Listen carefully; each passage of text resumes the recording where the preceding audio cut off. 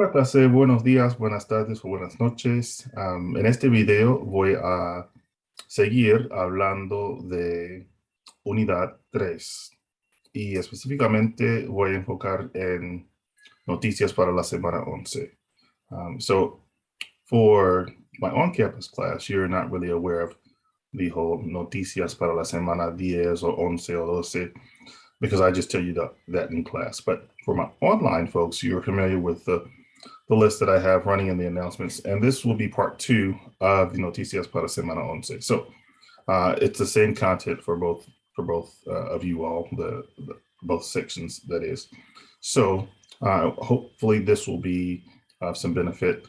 And again, I'm making this for both classes because I was not able to be in class on miércoles, Wednesday the 13th, because of a family emergency.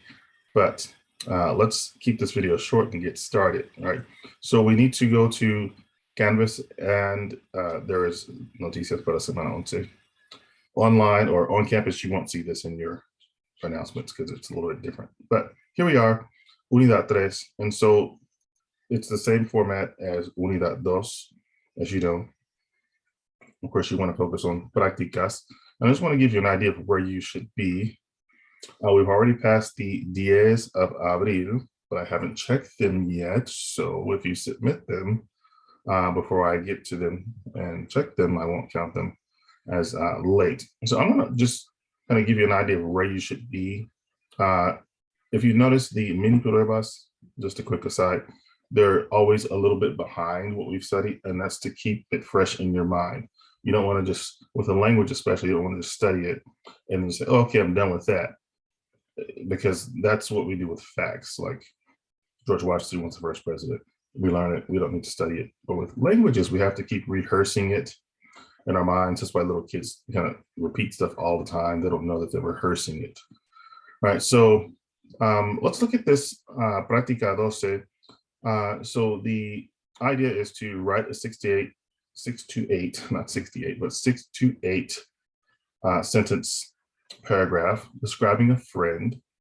And one of the things you need to describe about your friend, the name, some actions that they do. That's what Unit 2 is about, getting started, learning to express some actions. He does this or she does that.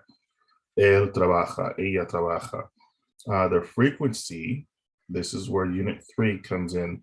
You have to look at all the time references in Unit 3.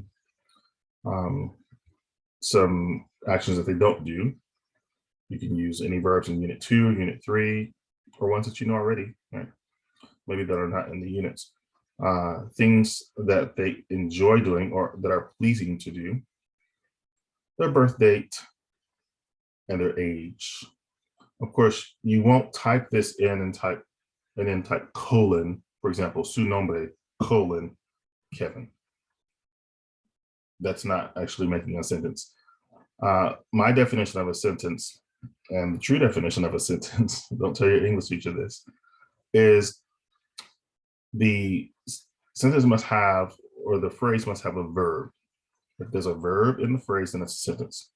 The shortest sentence, en mi opinión, es se, as in S and E with an accent on it, which in English is be. That's the true sentence. Be. Simply be. Well, what do you mean be? Well, just be good or be bad. Just be, meaning just exist. So as long as it has a verb, it's a sentence. If you type for cumpleaños, por ejemplo, el 3 de noviembre 2002, the 3rd of November, 2002. Well, we all know that, you know, we assume that you know the correct date, the birth date of a person. That's not in question, and I won't even check to see if birth dates are correct. What I'm looking for is su cumpleaños es 3 de noviembre, 2002. That's a true sentence. Why? Because of the word S. And just, you know, some, you know, the same thing with all the others. When we tell age, we don't use the word age. Not even in English. We don't say, what age are you? We say, how old are you? And in Espanol, we say, ¿cuántos años tienes? How many years do you have? So we would answer that yo tengo, or in this case, you're talking about your friend, él tiene, él with an accent, or ella tiene. And don't forget to write años afterwards. If you just write ella tiene 23, then I don't know what we're already talking about. Is it like 23 carros, 23 casas, 23 cars, 23 houses? You always want to put años with the little tilde. Tilde is actually an accent, but with the little tilde over it. Otherwise, it's another word which gets into human anatomy, which we don't need to know about, right? So just a little FYI there, maybe TMI. So actions, I'll show you where to go to find these. And this will be just a quick overview. And hopefully later on in a shorter or a longer video, I'll have to make a longer one, although this has been long already, in order to give you details of the unit. So this is part 2 of Semana 11. And let's go to Lecturas y Apuntes. Of course, you want to remember this is a supplement to the textbook. What you do have, however, are opportunities to listen as you go through these here. I guess I did not do the subtitles for here, but if I have time, I will put those in there. There they are. They appeared later. And some of them have them, some of them don't. But just a quick overview. En esta unidad estamos hablando de los gustos. Getting beyond what we do, we want to talk about what we enjoy doing, what another person enjoys doing. So I'm going to read this page, just follow the bouncy ball. En esta unidad, nosotros vamos a dar vista previa a la unidad 3. Vocabulario nuevo, la escuela y la diversión, los adjetivos posesivos, estar y las emociones, comparación cultural, la educación, la pronunciación y repaso de los interrogativos. También vamos a ver los artículos, los adjetivos y los verbos. Y hablamos de la evaluación sobre la unidad 2. So all of that really quick in English. In this unit, we're going to give a quick overview or a quick view of Unit 3. And we're going to get into the details, of course, not just an overview, but new vocabulary, which has to do with schooling and fun activities, diversión, possessive adjectives, which go in front of the noun. The verb estar, and emotions. We use estar to express emotions. Comparación cultural, cultural comparison about education. Of course, there's always time to, and it's always important to think about pronunciación, because we want to be understandable, right? And we need to review interrogativos. Again, interrogativos, it sounds like interrogate or interrogation. And what happens then? Questions. So those are question words. Who, what, when, or why, how. Okay, and then we need to talk about los artículos, adjetivos, y los verbos. Mostly los verbos. And if you haven't finished the evaluation for Unit 2, you want to make sure you do that. So do go through and listen to these videos. They are enlightening, and I think they're well done. You know, the native speakers who slow their speech down in order to help other speakers who are learning the language. So we have the rudiments of knowing how to speak, how to pronounce words well in Espanol. The foundation you have to remember is A, E, I, O, U. Beyond that, the consonants look like what they, or sound like what they look like, except for the H. You may have a little trouble with the X, as in like Mexico, but once you get the hang of that, it really doesn't change. So do go through the vocabulario, say it out loud so you can hear yourself saying it. That way it will be a shock when you hear yourself on recordings, right? Here we have the verb gustar, expressing gustos. You see this word L-I-K-E, but I tried to stay away from that. It's kind of a bad four-letter word. Instead, we want to think of gustar as being pleasing. Now, this is not really foreign to us. We have the word disgusting. When something is not pleasing to us, we say, oh, we eat something we don't enjoy. We say, that's disgusting. So this is not really foreign to us. We just take the DIS off. And it's kind of like if we're saying, oh, this is great. This is gusting. Now, no one would say that, of course. But if we did have that in our positive language to express something positive, you know, it'd just be the opposite of what we say all the time. We use this word all the time, suffice to say. So we always have to have a me, te, le, or nos, os, les in front of the verb gustar. And guess what? We only use two conjugations. Here they are. Gusta, as in G-U-S-T-A, and gustan, G-U-S-T-A-N. If the word after gusta or gustan, and you're deciding which one to use, if the following word has an S on the end of it, you want to use, and if it's not a pronoun, right? If it has an S on it and it's a noun, then you want to use gustan. Now I'm putting the accent in an odd place just to make sure we hear it, but gustan. If it's gusta, y gustan. Both emphasize the U, but one has an N on the end of it. Here's an example. Me gusta estudiar. Estudiar has no S on the end of it. It's gusta.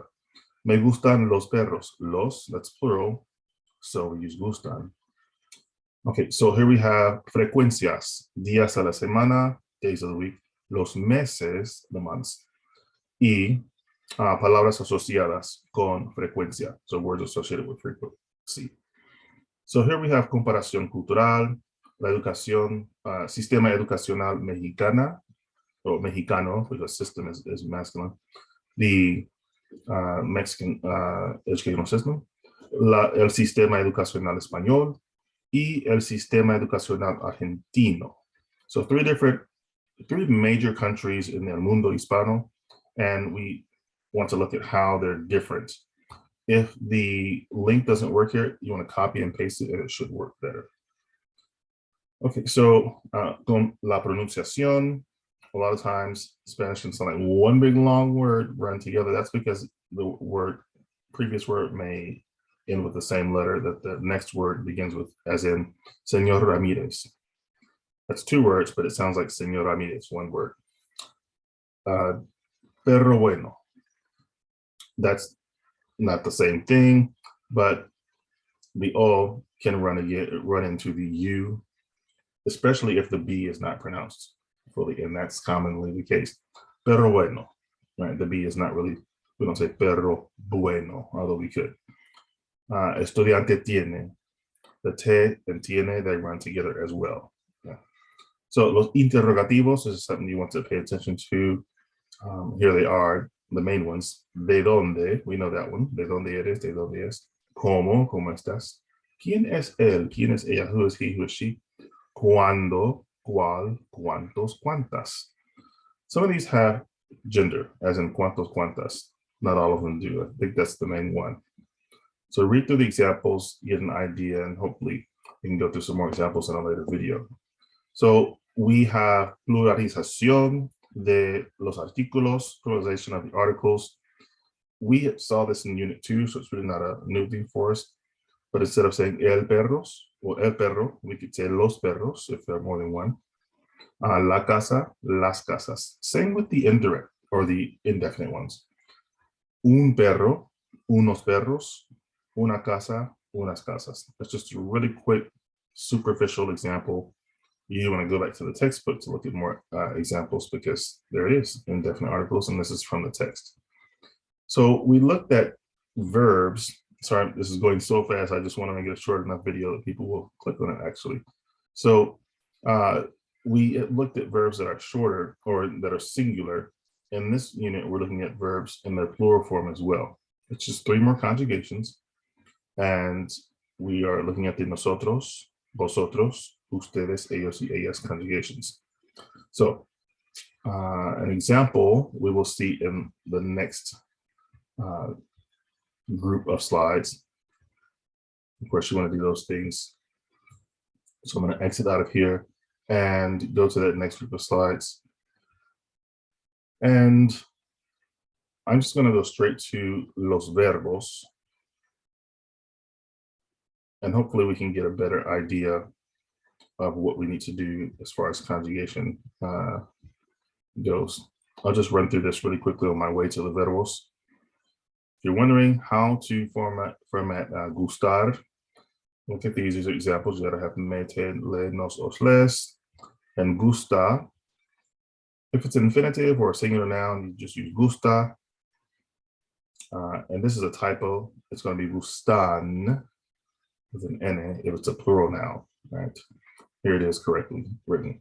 Gustar or gustan. Remember, you gotta have the me, te, le, nos, os, les before it. So here are the answers to this really quickly. Yep, there they are. I go through that slowly to make sure you can understand it. So I'm going to exit out of here, and what we'll have to do for looking at verbs, pluralization of verbs or plural forms, you have to go to the textbook. And I'll go ahead and run there really quickly. You can stop the video now if you are going to actually go there. But if you feel like you don't have time, stick around. It'll only take a few seconds. So I didn't intend to download the textbook again, but once it opens for us, we'll be able to see some examples, and go to the page. So here we are, Unidad 3. And cover your eyes, this is going too fast for you. So there we have frecuencias. And the verb section is really the meat of this chapter or this unit, because we have to be able to express actions for ourselves and for others. Okay, so here we are. A couple of examples we have here, a few. So we have the yo form, tu form, usted, ella, of trabajar. We also have the nosotros, vosotros, ustedes, ellos, ellas forms. So we have trabajamos, trabajáis, trabajan. Now, this becomes easy when we remember the three parts of a verb. Infinitivo, that's trabajar. La raíz, that's trabaj. Remember, that's everything but the last two letters. And the endings. Ready for the endings? These are for AR verbs. Every verb that ends in "ar." ¿Listos? O, as, a. Then over here, it's underlined. Amos, ais, an.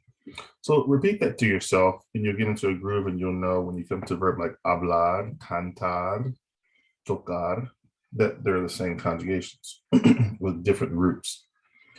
Hablo, hablas, habla, hablamos, habláis, hablan. You just got to make sure that it's a root correct. Same with comer, verb er, and escribir, the 6 conjugations. Como, comes, come, comemos, comes, comen. With escribir, escribo, escribes, escribe. Escribimos, escribís, escribe. Notice the nosotros and vosotros forms are different than the same forms for the verbs comer, for the verbs that are ending in er. So it's hemos, eis, and with the ir verbs like escribir, it's going to be imos, is. So there's some irregular verbs. Look at that. Ser is an irregular verb. That's the first verb we learned, right? The verbs that get the most traffic, they are the ones that kind of morph and change the most, like ser, ir, tener. And gustar, you have 6 conjugations, but guess what? You only really need to use 2 of them, gusta or gustan, right? Okay, so that's going to be all for this video. I want to stop it there. Make sure you're using the textbook and not just the notes. And thanks so much for watching all of this video. I wanted to keep it super short. That was a dream, not really a realistic reality possibility. But hopefully you gleaned something from it, and online, keep pushing forward. You should be actually ahead of what I'm saying in this video, but hopefully this clarifies some things, some questions that you had.